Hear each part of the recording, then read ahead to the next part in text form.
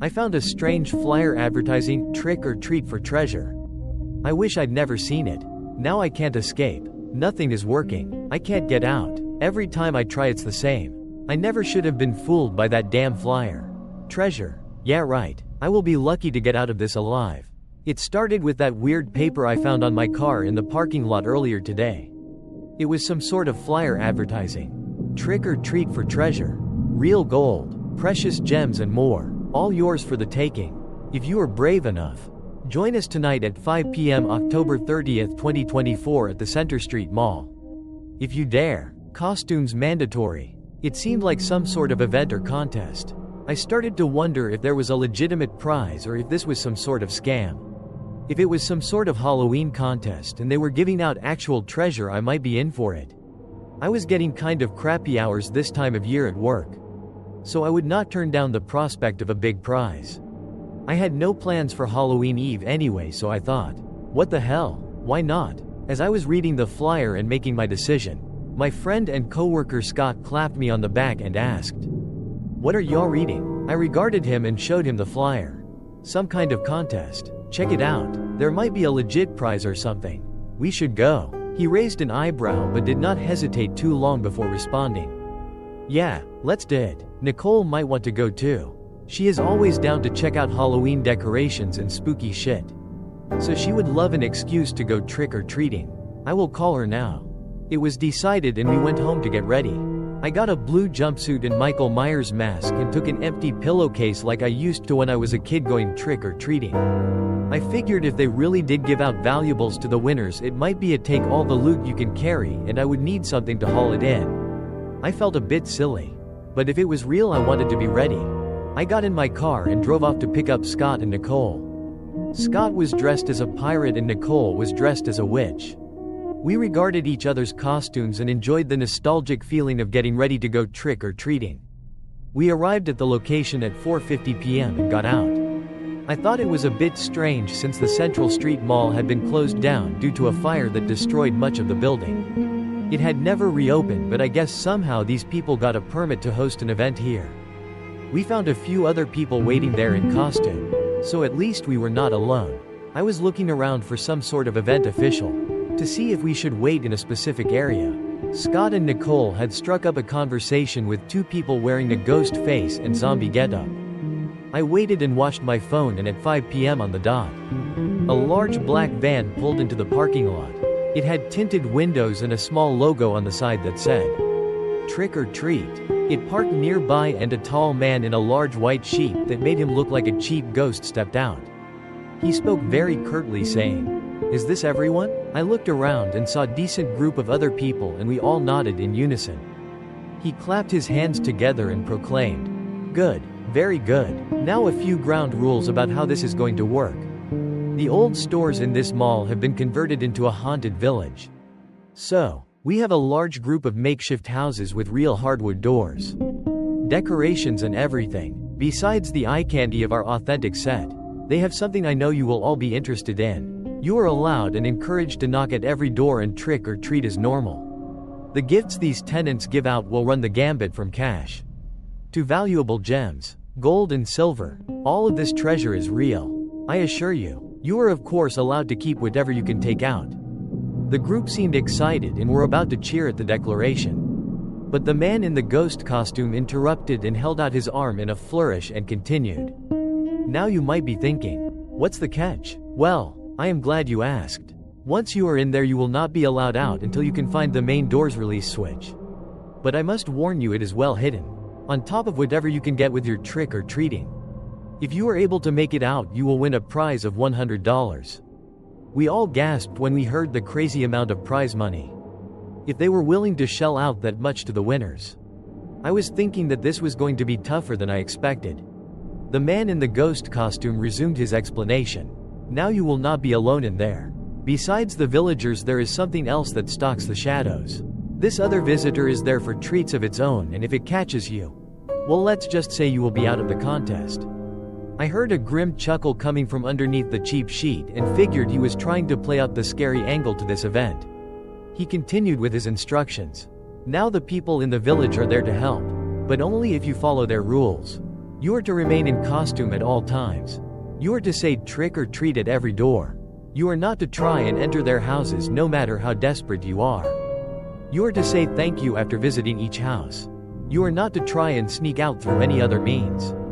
If for any reason you do not abide these rules, the villager who catches you is authorized to ring the disqualification bell, which will see you removed from play. Occasionally the villagers will ring a town bell and lock their doors. This is the only warning alarm you will get when danger is near. And you should indeed be careful. Danger stalks the shadows. You will have to run or hide, though I would not advise the former. It is very fast. He did his best ominous laugh as he finished up and waved us toward the entrance. We looked at each other. Everyone was a little unsure. What exactly was the danger stalking the shadows? I was wondering myself if they were really giving out valuables or if this was some sort of trick. I also wondered what the alarm was for.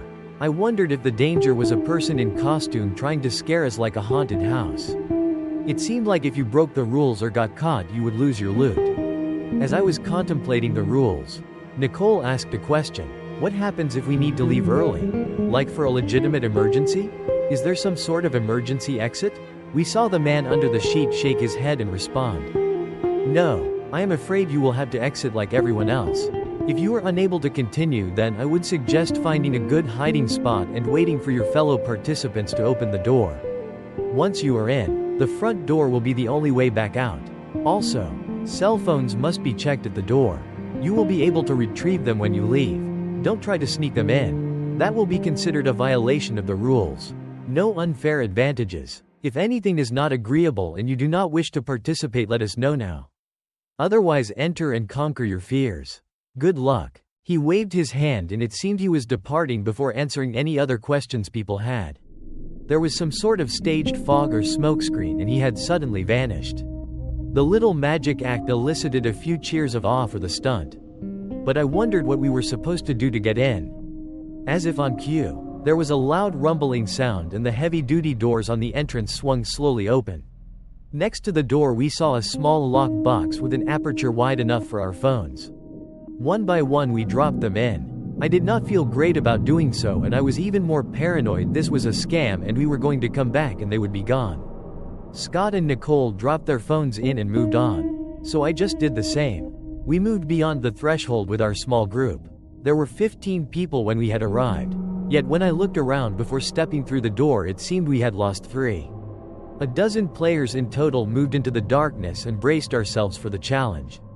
The main door led through a narrow hall that was dimly lit. I could barely see in front of myself and Scott and Nicole huddled close to try and not get separated. We were positioned around the middle of the row of players. The person in front was dressed as a Jedi and had a lightsaber that conveniently lit up at least some of the dark hall. We followed the narrow tunnel-like path and as we all moved further inside, we heard the heavy entrance doors slam shut behind us. They were not joking. We really were locked in. I felt bad since someone near the back of the line heard the same sound and started panicking and saying he did not know there would be the dark tunnel in such confined space.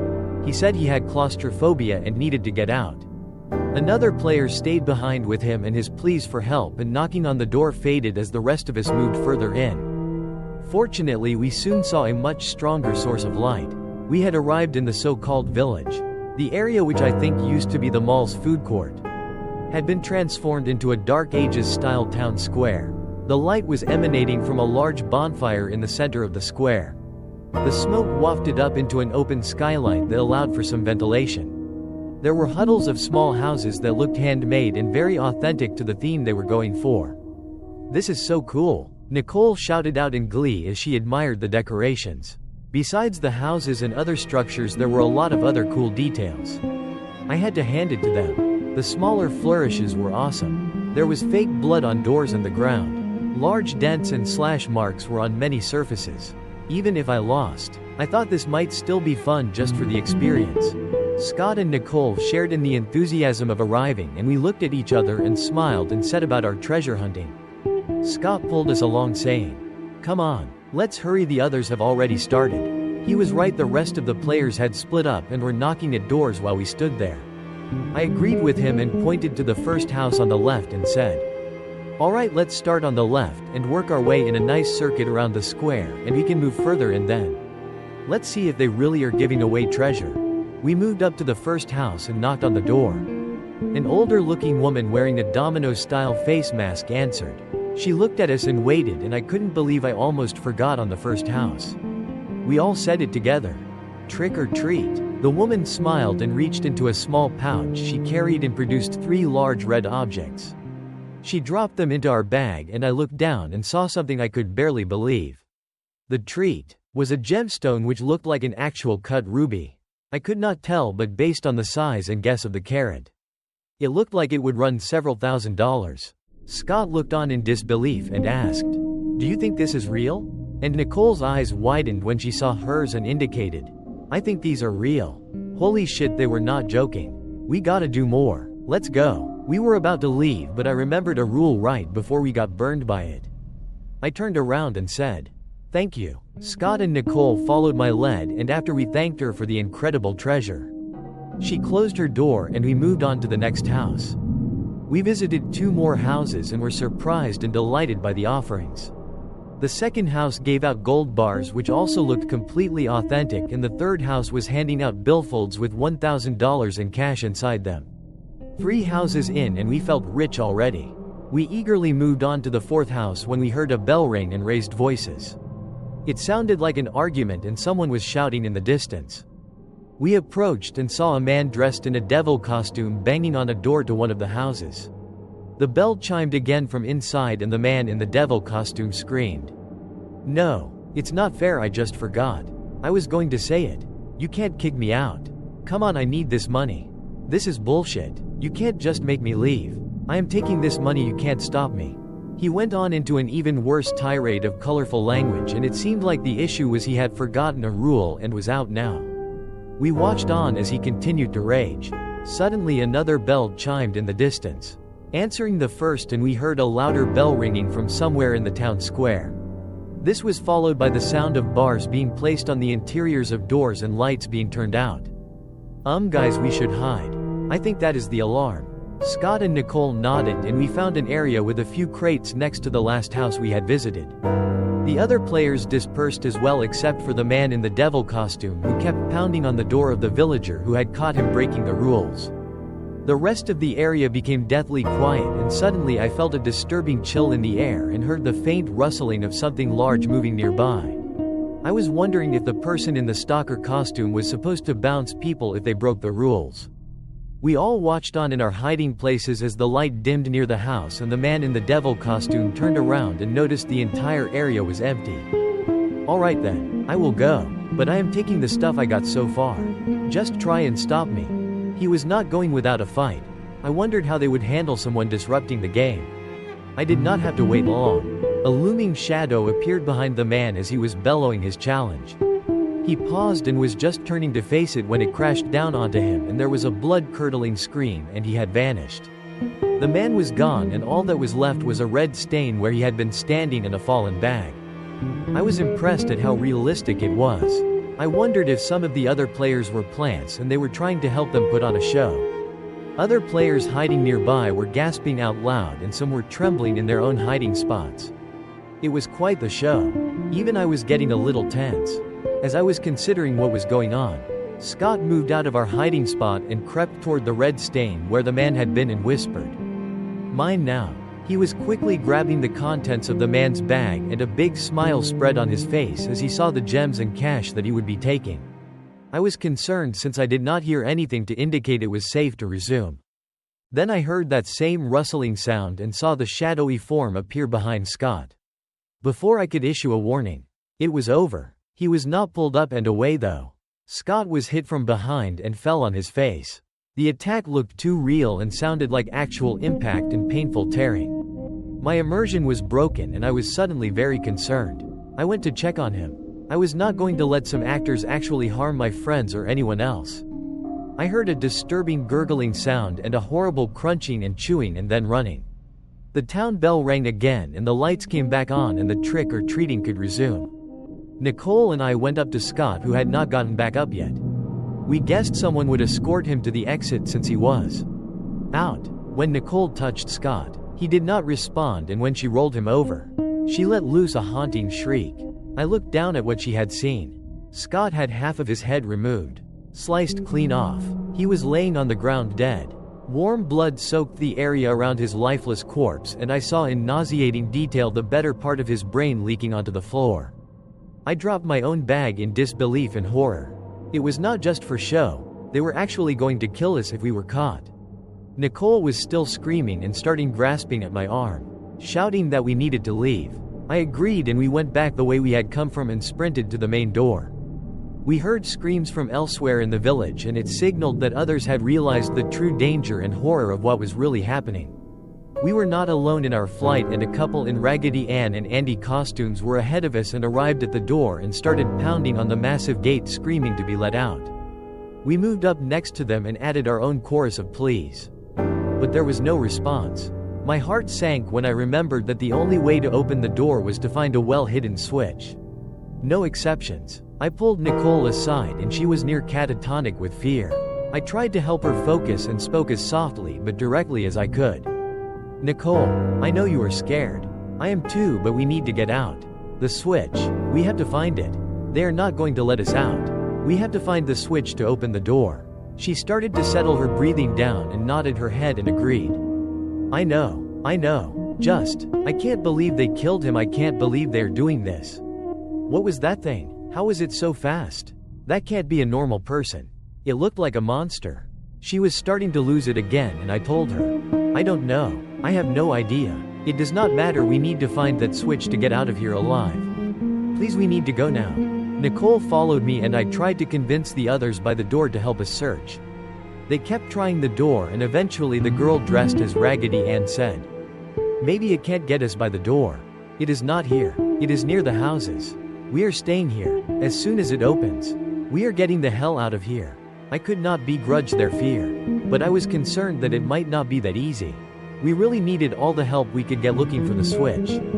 Yet they were determined to stay, so we moved on without them. We got back to the town square just in time to find new bodies and scratch marks dotting the area. The man Nicole had spoken with before in the ghost face costume was lying in front of one of the houses with his entire front torn open and large portions of his innards missing. The sight made Nicole and I gag as we discreetly moved past the horrendous sight. The stench of fresh death and the nauseating miasma of torn open and splayed out bodies was almost too much to handle. We moved on and began searching every nook and cranny in the central village for something that looked like a switch. After about 10 minutes of searching, our hearts sank as we heard the town bell being ringing again. It sounded further off, like it was in a different section of the mall.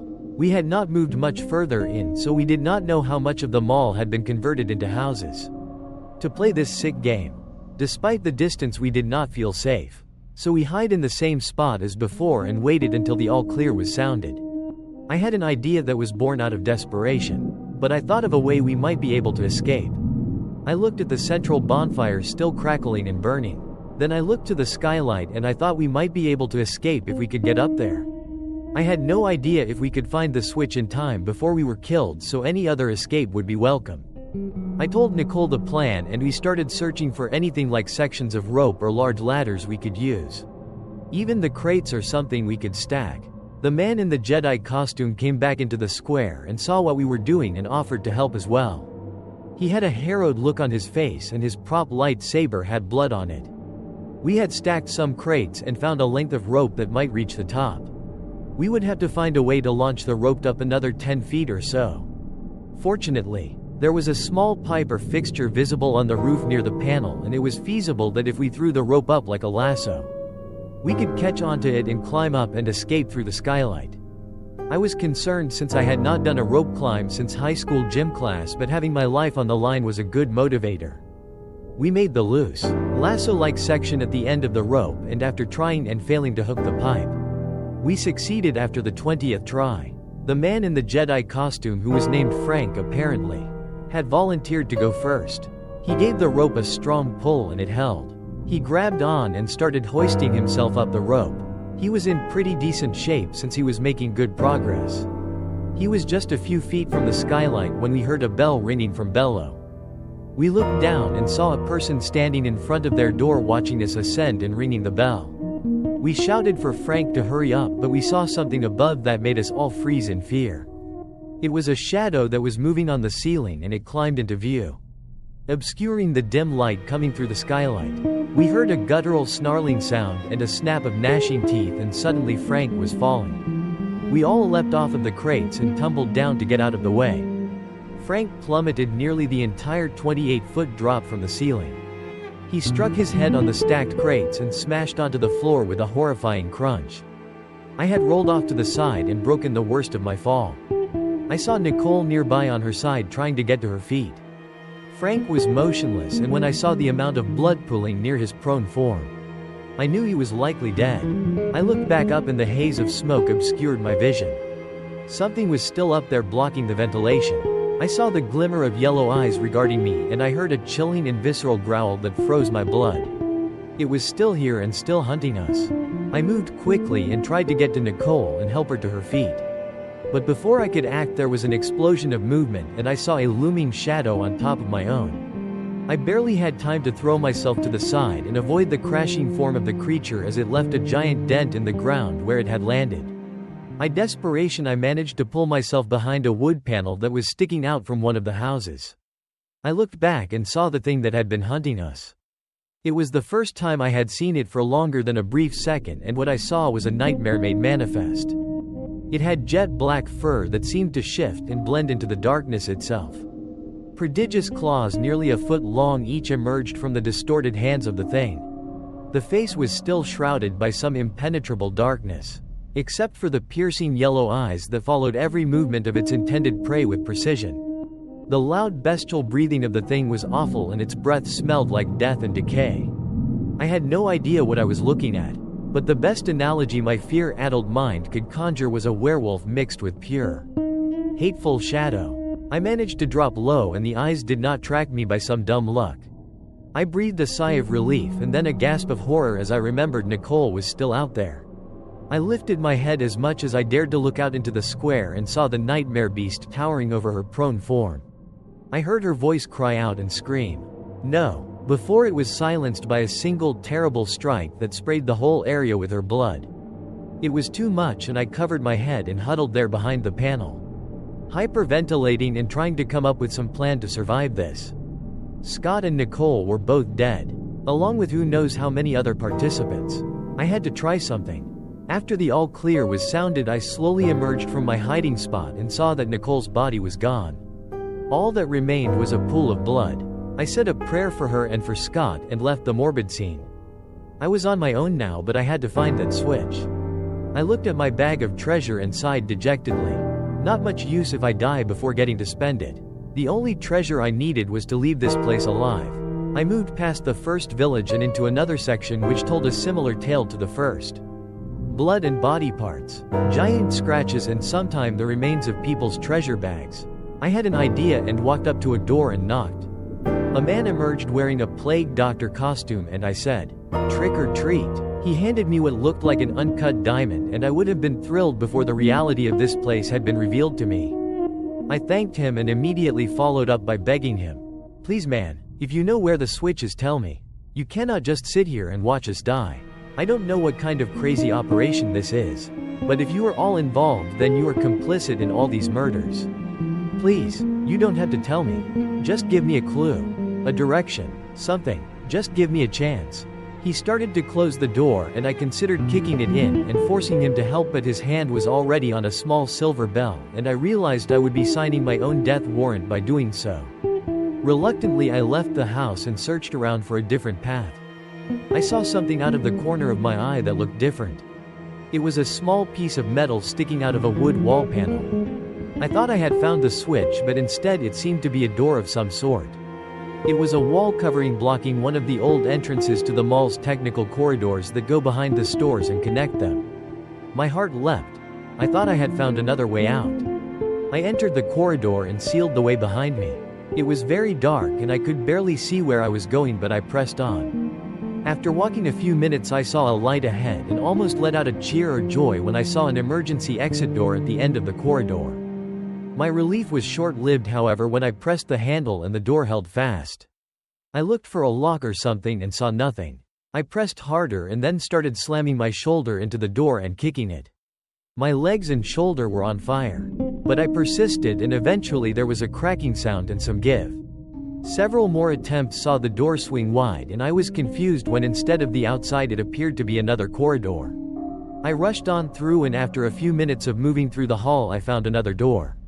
This one had a crudely written message painted on it. It said, "Aren't you forgetting something?" I opened the door and was confused when I saw a wall leading nowhere on the other side. I looked closer and it was not a solid wall, but another panel. I slid it open and my heart sank. I emerged from a previously unseen section of the entrance corridor and I stood before the massive gate blocking the entrance, and I felt utterly defeated. The exit had brought me back to the entrance. I looked back at the mocking message and realized there really was only one way out. I paced back and forth near the door. My mind was racing and I was struggling to cope with the fear and hopelessness I felt. As I paced about, I felt something as I stepped down and heard a sickening squelching noise. I stopped moving and was afraid to look down, but I forced myself to slowly lower my head, and I saw the eviscerated remains of the man and woman in the Raggedy Ann and Andy costumes. The silly rag doll wigs remained, but the larger portions of their heads were missing. Apparently, the area by the door was not so safe after all.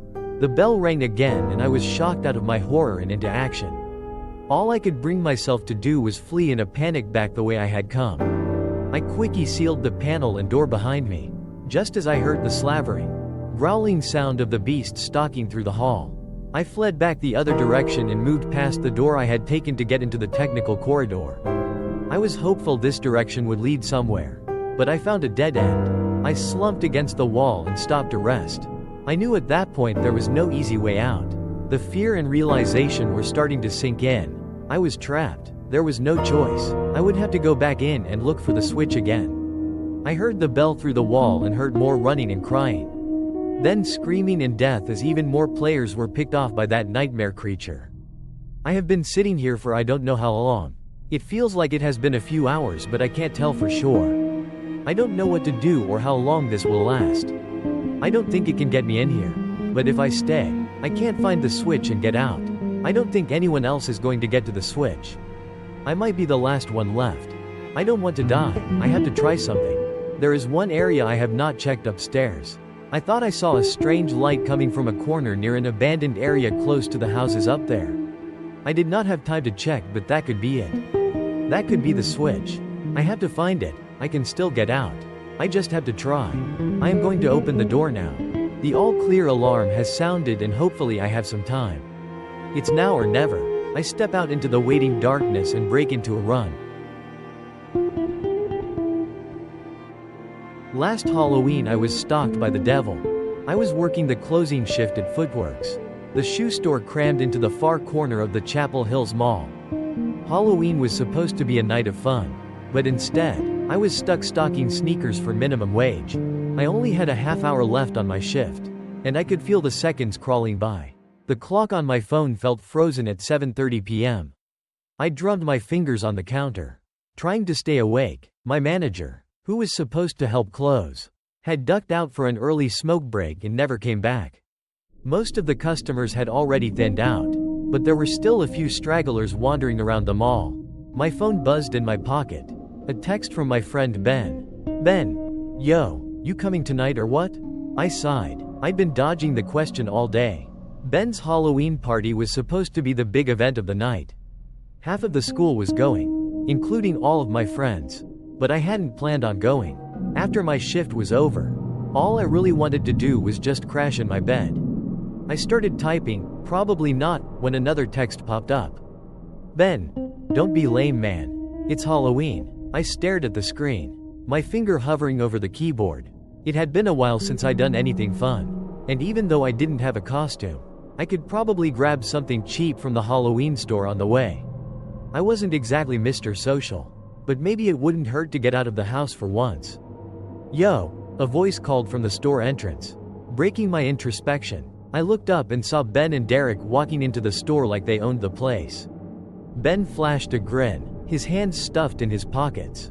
Come on, bro, you're not getting out of this one. You're coming tonight, Ben said, leaning against the counter. Derek nodded, smirking. Yeah, man, you never come to anything. You didn't show up last year either. Look, I started. I'm just tired. And I don't even have a costume. And I don't even have time to. You've got time. Ben interrupted. The party doesn't start until 10. Grab something cheap and just show up. It's not like you have anything better to do. I sighed. They weren't wrong. As much as I wanted to protest, I started to give in to the pressure. Ben raised an eyebrow, a smirk growing on his face. Anticipating my answer. Fine, I muttered. I'll come, but I probably won't stay long. Yes, there he is. Ben grinned, patting me on the shoulder. You're gonna have a good time, bud. Trust me. Derek glanced at his watch. All right, well, we're heading out. See you there. I watched them leave, their laughter fading as they disappeared out of the mall. I wasn't sure I believed Ben about having a good time, but I was locked in now. I just had to make it through the last stretch of my shift. Grab a costume, and then down a few drinks to make the night more tolerable. The mall was basically empty now. Most of the other stores were now closed, and the place began to get a little darker as more and more lights were turned off. I started mentally checking off the closing tasks. Sweep the floor, cash out the register, routine stuff. As I was counting the minutes to clock out, something caught my eye near the entrance. A person stood there, just outside the store, facing me. They were in a Halloween costume. A creepy red latex devil mask, which had a large pointy nose and a cartoonish wide smile which reached ear to ear. Small black horns protruded from the top of the mask. It looked pretty realistic, like one of those expensive movie-quality masks. Had it not been so startling, it would have actually been pretty impressive. The mask was paired with a mismatched black and red suit that looks like it was put together from pieces found at a thrift store. At first, I assumed it was just a last-minute shopper, or someone probably killing time before heading to a party. But they stood completely still, facing me, not moving, not browsing, not shopping, just standing there. I felt my chest tighten. There was no reason to be freaked out by some weirdo in a Halloween costume. But something about them made the hairs on the back of my neck stand up. The way they were just standing still, watching me, began to eat away at my nerves. I was about to tell him, "We're closed," when he turned, slowly, deliberately, and walked away. I just stared, frozen in place. His steps were slow, measured, almost robotic as he disappeared out of sight. I exhaled, realizing I'd been holding my breath the entire time. What the hell was that about? I thought, just some creep messing around. Probably. It was Halloween, after all. I shook it off, trying to refocus on closing the store and getting out of there. But every few seconds, I found myself glancing toward the entrance, half expecting to see that creepy guy in a devil mask there again, watching me. By the time I finally clocked out, I was beat, and my nerves were shot. I made my way out of the now empty mall toward my car, checking behind my shoulder every few seconds. I safely made it to my car, now fully convinced that the person, whoever it was simply messing around with me. I brushed off the feeling and headed to the Halloween store to pick up a costume for the party. The Halloween store was one of those pop-up stores that showed up every year, taking over abandoned sporting goods stores and the like. I pushed open the door and stepped inside, a chime sounding ringing loudly in the nearly empty store. The place was a mess. Shelves were mostly empty now, and decorations were scattered all the floor, with a few straggling shoppers picking over the scraps. The sound of Halloween music played faintly through the speakers. I wandered aimlessly, searching for any scraps of a costume. The aisles were nearly bare, but I kept looking, feeling the pressure of time build. Suddenly, the music cut off, leaving the store in an uncomfortable silence. I knew I didn't have much time before they closed, so I hurried, eyes darting over the shelves. The door chimed again. Someone else had come in, but I didn't bother to look. I was too focused. At the end of one aisle, I found a small rack with cheap knockoff masks of famous movie killers. I grabbed a plastic, Jason-style mask headed for the register, rushing to get out. As I turned the corner, my heart lurched. There he was, the man in the devil mask. He stood at the far end of the aisle, illuminated by the dim, flickering light. He didn't move, didn't speak, just watched me. My stomach twisted, and my throat went dry. No fucking way, I thought, feeling my pulse hammer in my ears. He stood perfectly still, just staring. For a split second, I considered throwing the mask down and bolting, but something kept me rooted. Maybe it was disbelief, maybe shock. I told myself it was a coincidence, forcing my legs to carry me to the front. The cashier barely looked up from his phone as I approached, too busy scrolling through his phone. My skin crawled as I sensed the man in the devil mask moving closer. His eyes locked on me. I could feel it, the weight of his stare boring into me. "Just this," I muttered, tossing the cheap mask onto the counter. It felt so pointless, but at least I wouldn't show up to Ben's party without something.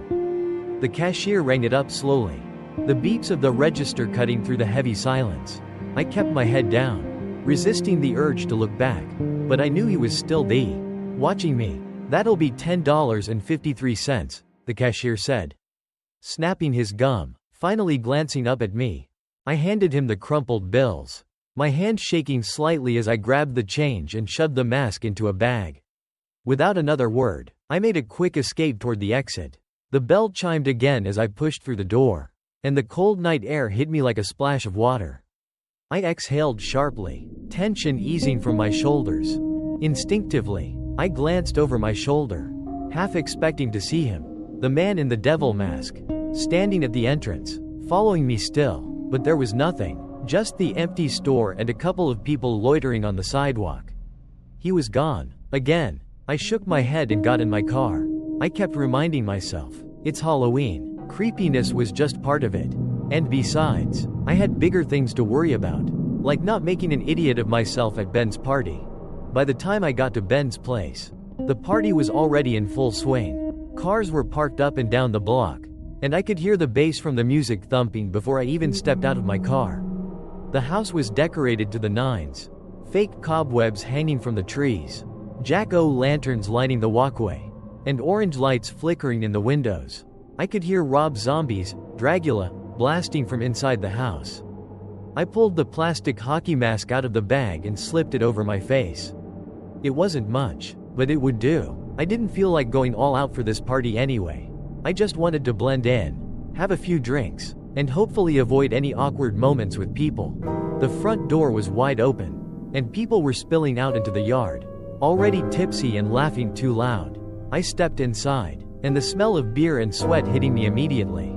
Ben's living room was packed, people in costumes, some elaborate and some as half-assed as mine, dancing, drinking, and yelling over the blaring music.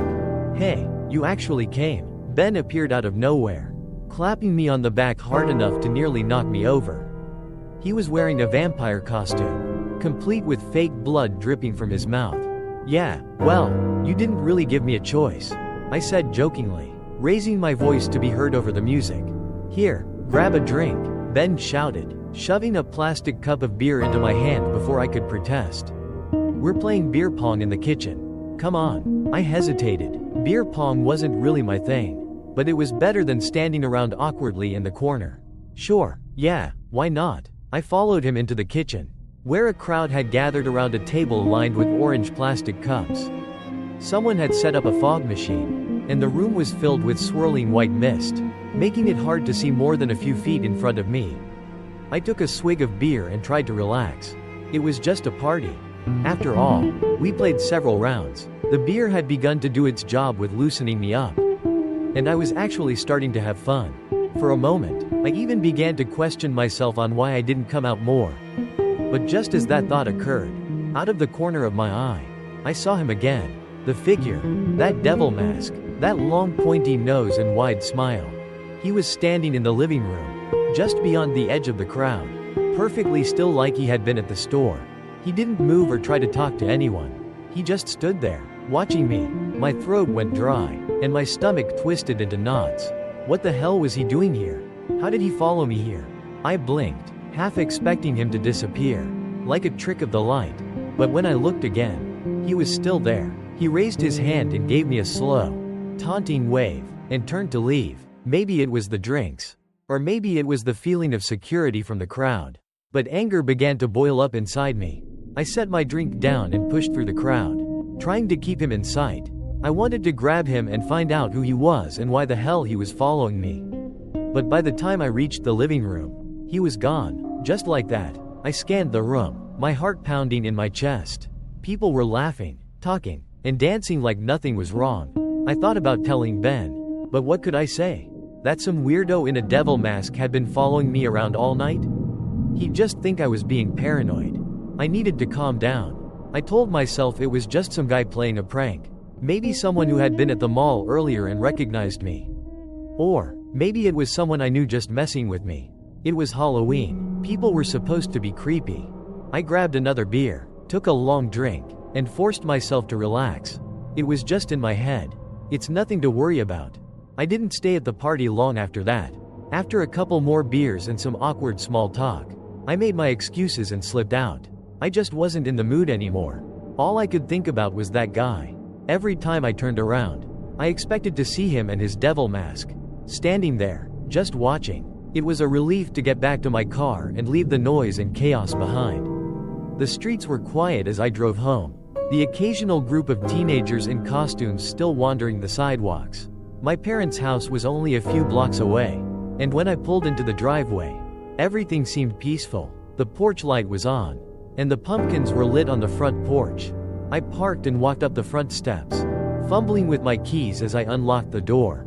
The quiet was almost comforting after the noise of the party. I stepped inside, closing the door softly behind me. "Mom? Dad?" I called out, but there was no answer. They had probably gone to bed already. I flipped on the hallway light and headed for the stairs, planning to just crash in my room and forget about the whole night. But something stopped me. A sound, a drip, a slow, steady drip, not the drip of a sink. A heavier, thicker drip. Slowly, I made my way toward the sound in the direction of the kitchen. My breath caught in my throat as my eyes scanned around the house. As I got closer to the kitchen, the sound got louder, and there was something else. A smell, an odd smell, almost like copper, thick in the air. I rounded the corner into the kitchen, when I saw the outline of something. No, not something. Someone. I froze, my blood turning to ice. It was my dad. He was sitting at the kitchen table. And so was my mom. Only, something was wrong. They were sitting at the table, side by side, like they had been waiting for me. But there was something horribly wrong. So wrong that it took my brain a moment to catch up with what my eyes were seeing. Their heads were gone. The jagged, red stumps of their necks were all that remained. Blood streaking down their clothes pooling onto the floor. The table, once warm and familiar, was now soaked in it.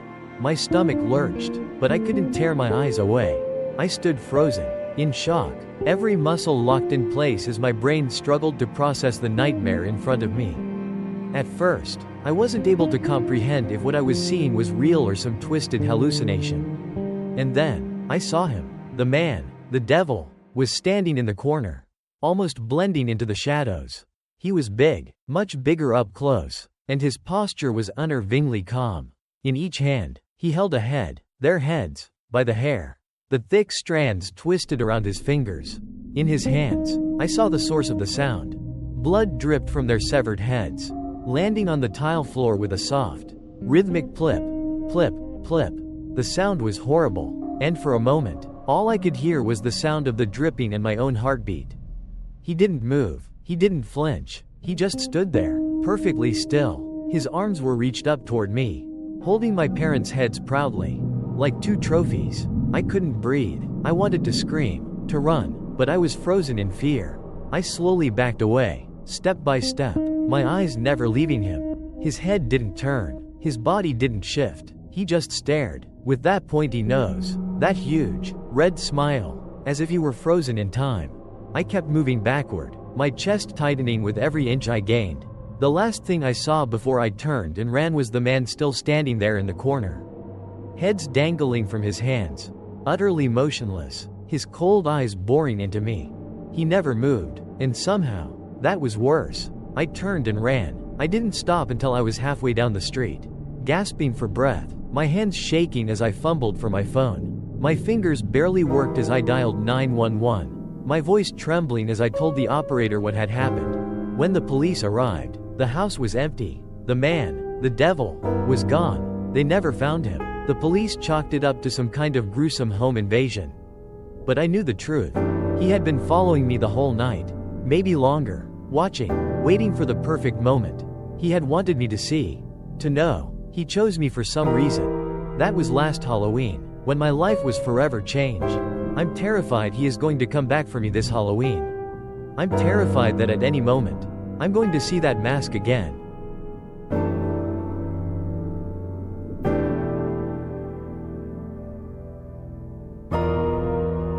The last Halloween. Halloween used to be our favorite night of the year.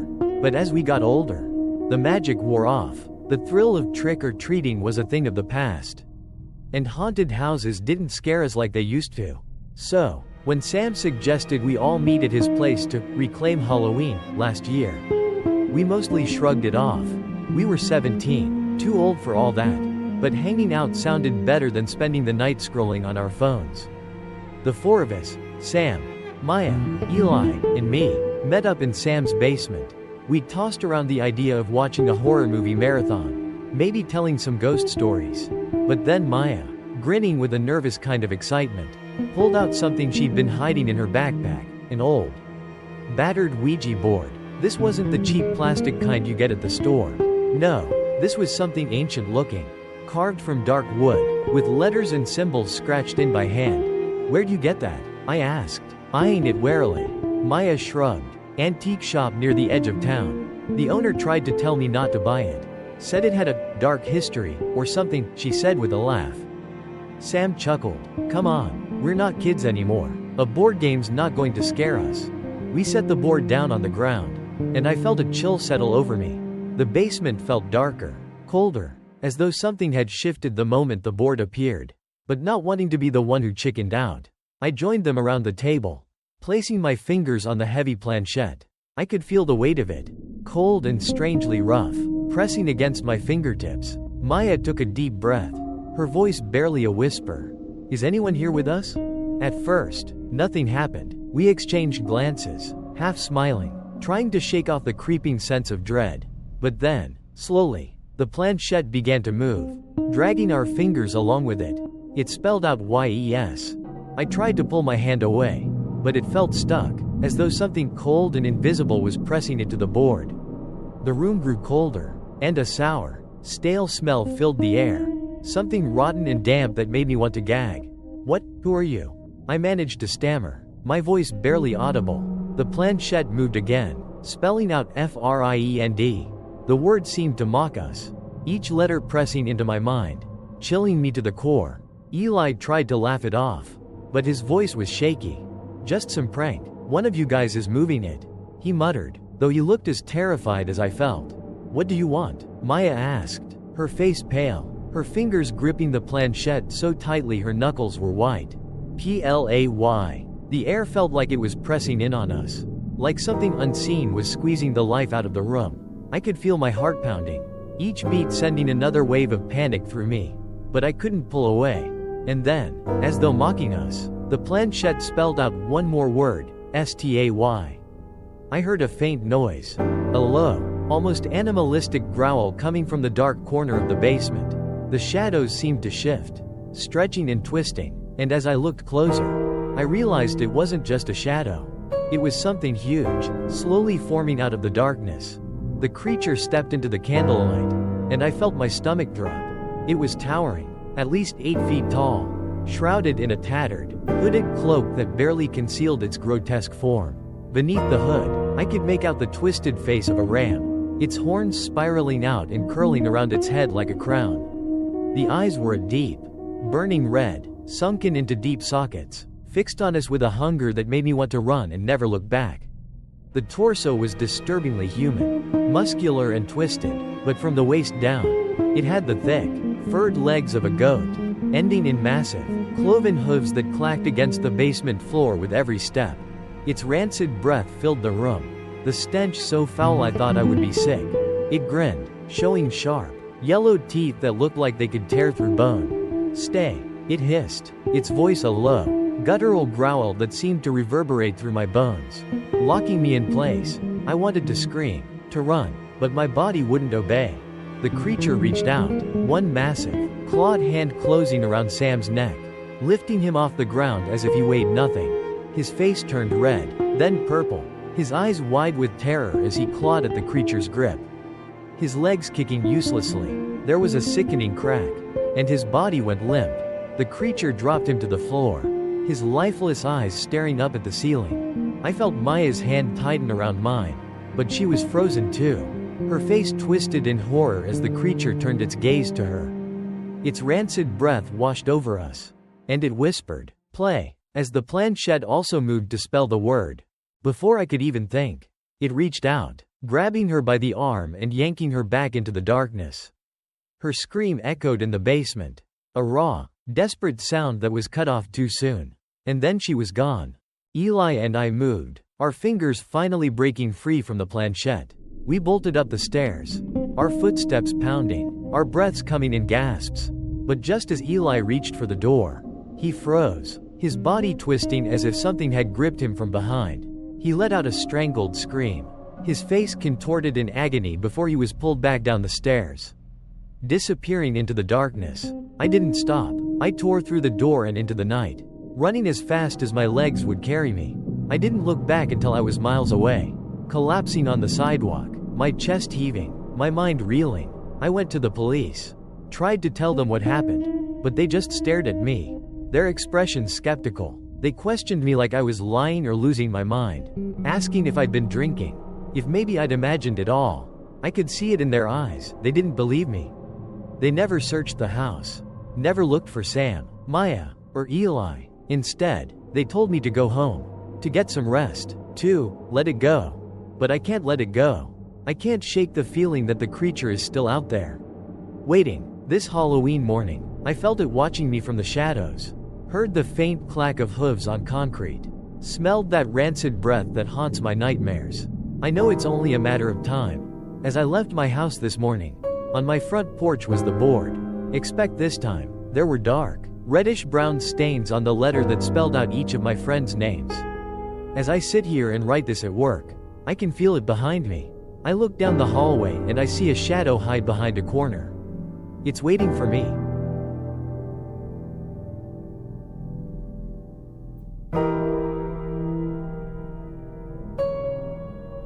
We went trick-or-treating at a town that shouldn't exist. Halloween had always been the best night of the year for Peter and me. We were best friends, inseparable since kindergarten. We were the kids who'd planned for weeks, mapping out every house in our neighborhood, plotting how to score the most candy. We'd talk about it at school, where the teachers always gave us their fake smiles and said, "Don't eat too much candy tonight." But Peter and I had one goal: to get as much as we possibly could. We weren't satisfied with the cheap treats. We wanted the good stuff, the full-sized candy bars, the kind you had to beg your parents for at the store. And as we got older, we started to hear rumors. The kids at school said the next town over, Rosewood Heights, was rich. They give out the big stuff, one kid said, leaning in close like it was a secret. Full-sized Snickers, Reese's, even king-sized sometimes. Peter and I had looked at each other then, knowing what we had to do. But there was a problem. Our parents. They had warned us, year after year, not to go to Rosewood Heights. It's dangerous, my mom had said. Stick to our neighborhood. She never explained why, just shook her head and said, "It's not safe."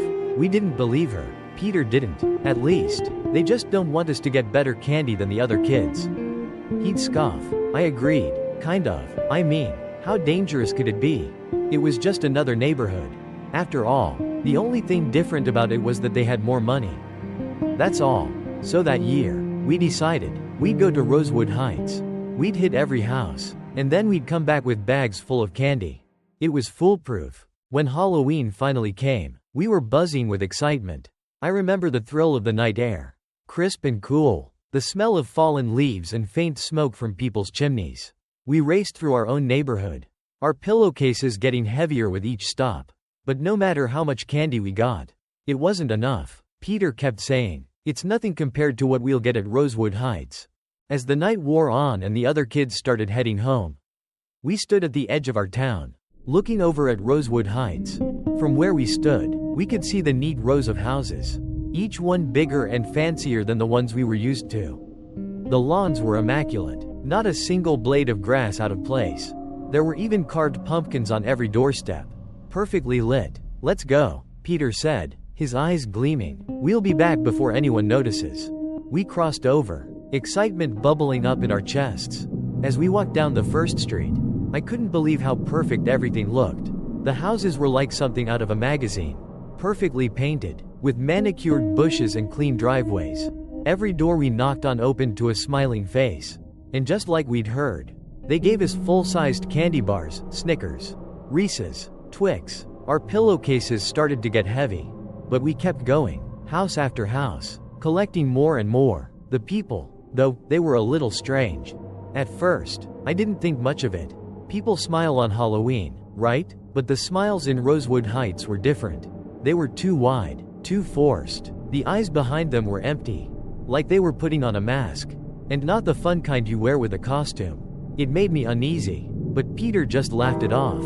"They're just rich," he said, like that explained everything. I tried to ignore the weirdness. After all, we were getting the best candy haul of our lives.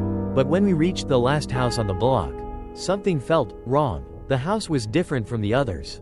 It was huge, with dark windows, and the yard was covered in creepy clown decorations. You know the kind, grinning, exaggerated faces with sharp teeth and wild hair. I hated clowns, but Peter thought they were hilarious. "Come on, one last stop," he said, pulling me toward the door. I hesitated, looking through the window. That's when I saw them, the family. They were sitting at the kitchen table. All four of them, a father, a mother, a teenage girl, and a boy who looked about our age. But they weren't eating, or talking, or even moving. They were just sitting there, staring blankly ahead, like mannequins. "Peter, I don't think. Don't be a chicken," Peter said, and before I could stop him, he rang the doorbell. The sound echoed through the house, loud and unnatural, like the chime had been distorted somehow. The family at the table didn't move at first, but then, one by one, they turned their heads, their eyes locking on us through the window. I froze. There was something wrong with their faces, pale, too pale, with dark circles under their eyes. They looked sick, but their expressions didn't change. Before I could react, they shot out of their chairs.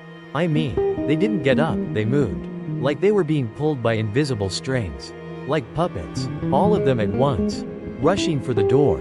"Run!" I screamed, but Peter didn't move. The door flew open, and they grabbed him, pulling him inside with unnatural strength.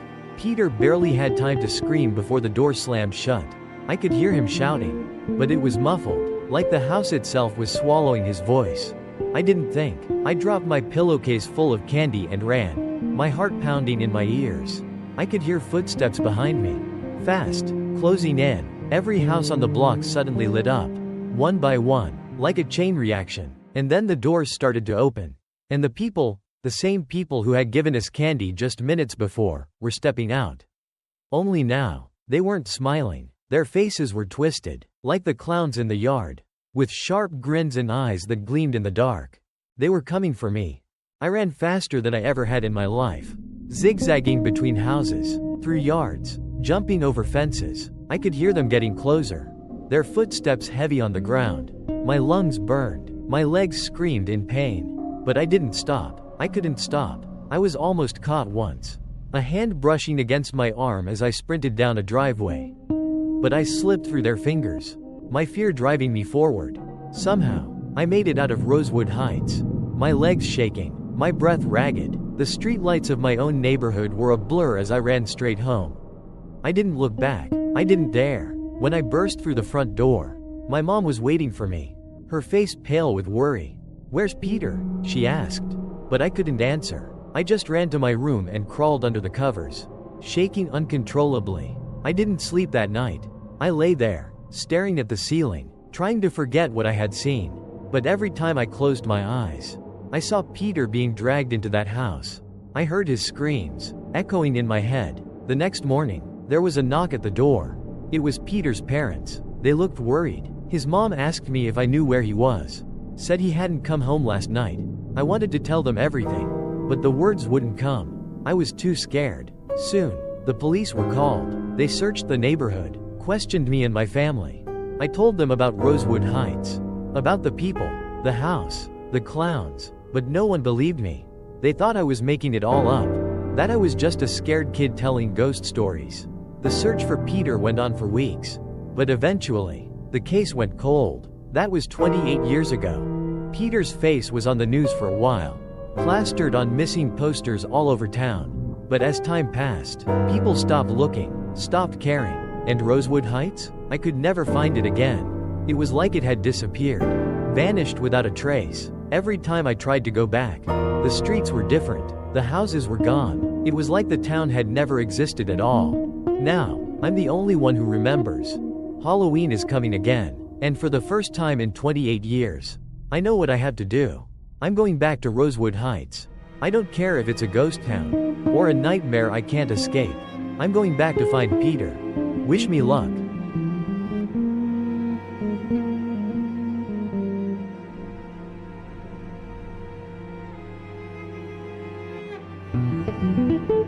What I saw on Halloween in 1998 still haunts me. I still remember that Halloween night like it was yesterday. Even though it was the fall of 1998, I was 13, still young enough to trick or treat, but old enough to know it would probably be my last year. You know, that awkward age where you're not a kid anymore but not quite ready to let go of the things you love. Yeah, I was right there. My best friends, Josh and Ethan, and I had made plans weeks in advance. It wasn't just about the candy. Halloween in our town was a huge deal. Streets would be packed with children, and parents partied while kids ruled the night, running through lawns with half-assed costumes causing mischief. The houses were decorated to the max, with fake spider webs stretching across porches, jack-o'-lanterns flickering orange on every step, and skeletons hanging from trees. And the air, it had that crisp bite, just cold enough to see your breath when you exhaled, but not so cold you needed more than a sweatshirt. You could smell the damp earth, fallen leaves, the chocolate, and a little something else. That scent of plastic from store-bought costumes. Man, it was perfect. The three of us had met up at Josh's house as soon as dusk started to creep in. His parents were hosting one of those Halloween parties for grown-ups. The kind where they hand out apple cider to the kids and spiked cider for themselves. We had on our last-minute costumes. Nothing fancy. Ethan had thrown on a scream mask. Josh was a zombie, and I was wearing a cheap Batman cape with a black hoodie. We hit the houses on our street first, just to get things going. The wind rustled the orange and yellow leaves at our feet as we walked, and you could hear them tumble along the pavement. The sun had just about disappeared, leaving behind this deep purple hue in the sky. The last light of day slowly fading away. Porch lights flicked on, and soon we were moving through the first wave of trick-or-treaters. Those little kids with their parents holding pillowcases already stuffed with candy. The sounds of giggling, the wind blowing through the trees. The occasional shriek from someone who got spooked by a fake ghoul on someone's lawn. It felt like Halloween in its purest form. After a few blocks, we made our way to Franklin Street. Now, Franklin wasn't like the other streets. It had the biggest houses. Old Victorians that had been there for over a century. They always went all out for Halloween, each house trying to one-up the other with elaborate decorations and bowls filled with full-sized candy bars. All of the houses on Franklin Street looked like they came straight out of a Halloween movie. All except one, the Mallow House. Everyone in town knew about the Mallow place. It was creepy all year round, not just Halloween. The house had been built sometime in the 1800s. 3 stories tall with an overgrown yard that looked like it hadn't been mowed since before I was born. The owners, Mr. and Mrs. Mallow, were an older couple who never came outside. I think I saw Mr. Mallow once or twice picking up mail. But he was always gone before I could say hello. As we got closer to Franklin, Josh nudged me. "Give you a handful of candy if you knock on the door at the Mallow place this year." I laughed it off. Psych. And then what? Get murdered? But deep down, I was feeling that familiar pull. The dare, the challenge. It wasn't Halloween without doing something a little stupid, right? We made our way down Franklin Street. Along with all the other trick-or-treaters, there was a constant buzz of chatter and laughter as we joined the crowd moving slowly down the sidewalk. The Mallow house loomed ahead of us as we made our way closer to it. Sitting completely dark, the gate at the front of the yard was open. The path leading up to the front porch covered in a layer of wet leaves. As usual, there were no decorations, no fake cobwebs, no plastic tombstones, no pumpkins, but it didn't need scary decorations. The house was scary enough on its own. I didn't even have to say it aloud. We all knew it was next. Josh and Ethan started slowing down as we got closer. and I could feel the shift in the air. The excited banter between us had faded to an awkward silence. It was that kind of house that no one really talked about. But everyone knew to just stay away. You always passed by a little quicker, maybe glanced at it out of the corner of your eye, but you never lingered. It wasn't because it was haunted. There were no ghost stories. It was just creepy. People whispered about the Mallows. Mostly rumors. Mr. Mallow was some kind of veteran, though no one was sure. And Mrs. Mallow was even more of a mystery. Some said she had dementia and was shut up in one of the upstairs rooms. Others swore she was dead. Either way, no one had seen her in years. I'm not going up there. They're freaking weirdos, Ethan said. He tried to sound casual, but I could hear the edge in his voice. Josh kicked at the sidewalk, trying to act like he wasn't bothered. I glanced up at the house. A hulking Victorian with peeling paint, sagging roof, and windows that seemed too narrow, like they were squinting down at you. Every year, that house stood there, untouched by Halloween spirit. No pumpkins, no lights, nothing. Josh, of course, wasn't going to let it go. He had this thing about proving himself, especially if Ethan and I were around. That year, we'd spent most of our afternoons watching Faces of Death tapes in his basement, trying to outdo each other's tolerance for gore. He'd never admit it, but this wasn't about candy. It was about who would back down first. He nudged me, a grin plastered on his face. I'll go if you go. My stomach nodded, but I wasn't about to back down. Not in front of them. Fine, I muttered, but we're in and out. We knock, get the candy, and leave. Ethan looked between us, clearly not thrilled, but he wasn't about to be the only one to chicken out. Let's just make it quick, he said. I don't want to hang around this place. We crossed the street and made our way toward the Mallow house. The closer we got, the colder it seemed to get, as if the place had its own climate. I could feel the dampness in the air now. The earthy smell from the neglected garden mixed with the scent of old wood. Our footsteps crunched softly, and the sound seemed to disappear into the thick silence surrounding the house. When we reached the gate, we paused. The iron bars were rusty, and the gate itself hung crooked on its hinges, like it hadn't been opened in years. But tonight, it was ajar, just wide enough for us to slip through. Josh, ever the brave one, was the first to step inside. The moment he crossed the threshold, the air seemed to thicken. I followed, feeling the weight of the atmosphere pressing down on me. Ethan brought up the rear, looking back over his shoulder every few seconds, as if expecting something, or someone, to jump out from behind the bushes. The porch creaked under our weight as we climbed the steps. I could see the door now. A massive oak thing with a brass knocker shaped like a lion's head.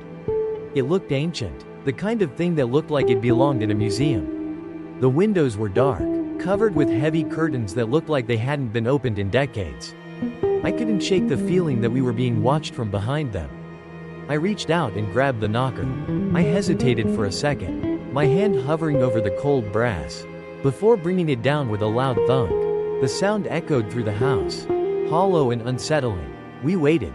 For a long moment, nothing happened. The wind picked up, rustling the leaves in the yard. But inside the house, there was only silence. Josh shot us a look, trying to play it cool, but I could see the tension in his jaw. Well, he whispered, I guess no one's home. Ethan turned to leave. Sorry guys. Nope. Peace out. But before he could leave, we heard it. The faint creak of floorboards, like someone shifting their weight inside. We froze. Another creak, closer this time. Then, the soft click of the lock being turned. The door opened slowly, inch by inch, until it revealed a narrow gap. No light came from inside, just darkness so thick it felt like it could swallow us whole. And then, a voice, low, raspy. Come in. I glanced at Josh, expecting him to make some stupid joke and bolt, but his face had gone pale. Ethan took a step back, muttering under his breath, hell no. Man, no way. But before any of us could move, the door opened wider. Standing there in the doorway was Mr. Mallow. He looked even older than I expected, more skeletal. His skin was waxy, stretched tight over his bones, and his eyes, you couldn't see them. They looked hollow, empty, shadows casted around them like two black holes. He didn't smile, didn't offer any kind of greeting, just stood there, staring at us. His clothes were dirty, stained in patches I couldn't identify, and his hands, His hands were covered in something dark, like oil. My stomach turned as I tried to make sense of it all. Trick or treat, Josh said weakly, his voice cracking. Mr. Mallow's gaze flicked down to Josh, then back to me, and finally to Ethan. His lips twitched, like he was trying to smile but had forgotten how. Slowly, he raised one hand, motioning for us to come inside. "You boys are just in time," he rasped. "We've been waiting." I felt something cold run down my spine. "We?" Ethan stepped back again, his voice barely audible. "Let's go, now." But before we could move, something shifted in the shadows behind Mr. Mallow. I couldn't see it at first, just the movement, something dark. Then, slowly, as my eyes adjusted, I began to make it out. It was Mrs. Mallow, or what was left of her. We stood frozen at the door, eyes locked on the sight before us. Mrs. Mallow was hunched over at the kitchen table, barely illuminated by the dim light. At first glance, she almost looked normal. Just an old woman sitting down for a quiet meal, her thin hands resting limply on the table, as though she'd been waiting for someone, waiting for us. But then I saw it. The way her body sagged, like something inside her was giving way, crumpling. Her head lolled to the side, neck bent at an impossible angle, and her body seemed to deflate, slumping lower as if gravity was pulling her apart. Piece by piece, her skin, pale and waxy under the faint light, clung loosely to her bones. Too loose, sagging in folds as though her flesh was simply draped over a frame that was barely holding together. She didn't move at first, just sat there, her empty eyes staring at us. But then, there was this sound. It was low at first, a faint crinkling noise. Mrs. Mallow began to shift, slowly, horribly. Her legs seemed to twitch, her knees jerking unnaturally beneath the table as her whole body started to fold in on itself. Collapsing in slow motion, her back arched, her spine pushing out against her thin skin, the bones grinding and popping as if they were breaking apart, rearranging themselves in ways they weren't supposed to. She was twisting, contorting, her limbs bending into unnatural angles as her body crumpled lower and lower until she finally poured out of the chair, hitting the floor with a dull thud. For a second, she didn't move, just lay there in a heap, her limbs splayed out, her chest heaving in shallow, rasping breaths. Then, slowly, horrifyingly, she began to crawl, her hands slapped against the floor. Too fast, too eager, like some twisted animal skittering across the ground. Her skin, that loose, sagging skin, dragged behind her as she moved, sticking to the floor in patches like it was melting off her bones. She crawled on all fours, her body twitching with each movement. But her head stayed locked on us.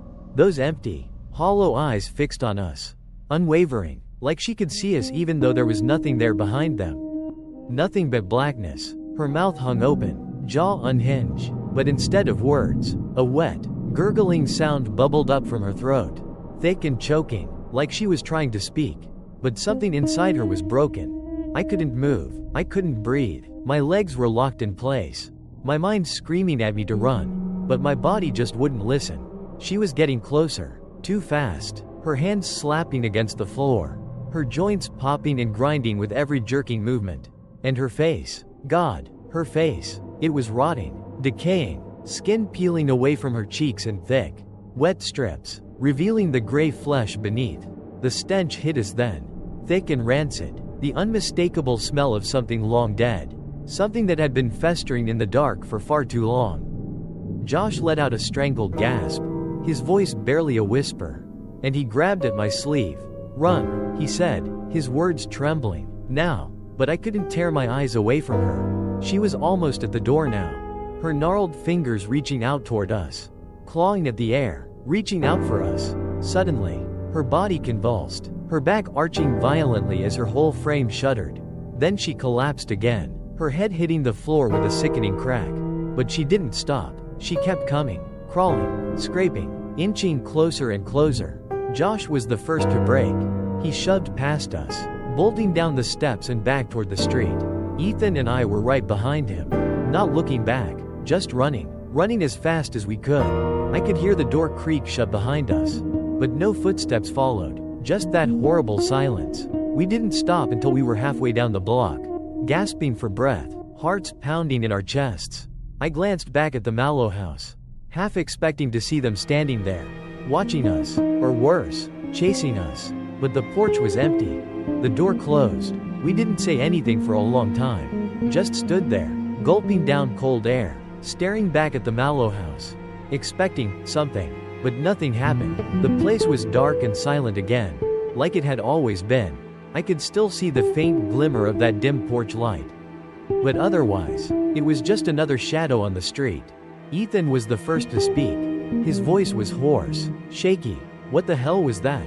Did you see that? Was that, what was that? Josh didn't answer. He was bent over, hands on his knees, still catching his breath, but I could see it in his face. He saw it too. He was more freaked out than I'd ever seen him. That cocky grin he always had was gone, replaced by the look of a scared child. I swallowed, my mouth dry. My brain was still trying to catch up with what I'd seen. That thing, that couldn't have been her. Not really. No one's body was supposed to look like that. The way she moved, the way she looked, the image was burned into my mind, and I felt vomit forming in my throat. Josh straightened up, finally breaking the silence. That wasn't normal, he said, his voice flat. There's no way that was normal. What do we do? Ethan asked, his eyes wide, darting between Josh and me. We can't just leave it like this. What if someone else goes there tonight? That wasn't just some crazy old couple, that was. Quote. Josh cut him off, his voice hard. We're not doing anything. We're going home, and we're forgetting this ever happened. Are you serious? I blurted out. We can't just pretend we didn't see that. What if something's really wrong in there? What if they need help? Josh whipped around, glaring at me. Did they look like they wanted help to you? That was messed up. Man, I'm not going back there. And you shouldn't either. It's not our problem. I opened my mouth to argue, but the look in Josh's eyes shut me up. He wasn't being a tough guy anymore. He was scared, really scared, and maybe he was right. What could we even do? Call the cops? Tell them what? Ethan was biting his lip, his hands shaking. Man, I just want to go home. Let's go. We started walking, fast at first, like we could outrun the memory of that house, of Mrs. Mallow's twisted body. But it stuck with me, clinging to the back of my mind like a nightmare I couldn't shake.